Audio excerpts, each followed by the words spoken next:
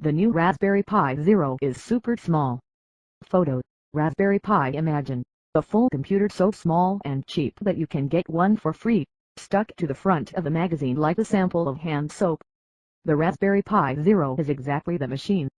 Just introduced by the UK-based foundation that produces extremely low-cost computers for the developing world as well as for education and enthusiast purposes, the Zero is smallest and cheapest Raspberry Pi yet. At a minuscule 6.5 cm x 3 cm, it will come included with the December issue of the Magpie magazine in the UK and US, but will also be sold on its own for just $6.90. Though faster than the original Pi, the Zero has less RAM than this year's Pi 2 Model B and also lacks its Ethernet port. On the other hand, it is much smaller and cheaper.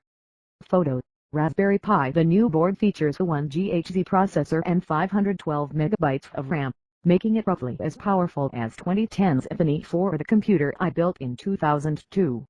No word on whether the Pi Zero can run the Elder Scrolls III, Morrowind. Of course, the Pi is designed for very different applications than a smartphone or gaming PC.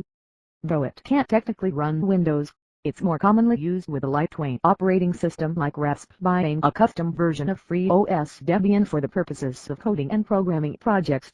The device uses a micro SD card slot for storage, has micro USB slots for data and power, and a mini HDMI socket to output video and sound, meaning the TV or monitor, a few adapters, and a keyboard are really all you need to get started. In addition to use as a PC, there are plenty of custom-built operating systems and programs to let the machine function as a set-top box, media center or retro gaming machine.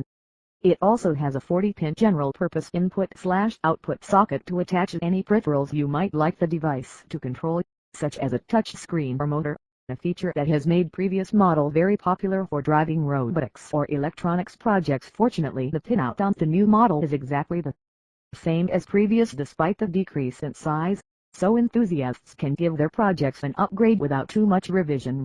The initial run of the Pi Zero is very limited, and is expected to be quite popular, so if you want to get one in Australia you might not have a lot of options for a little while. Websites by Raspberry Pi and Raspberry Pi Australia both have initial shipments coming in December, and are both offering bundles of a Pi Zero, USB and HDMI adapters for $25. Meanwhile, Element 14 has the same bundle listed for $19.20.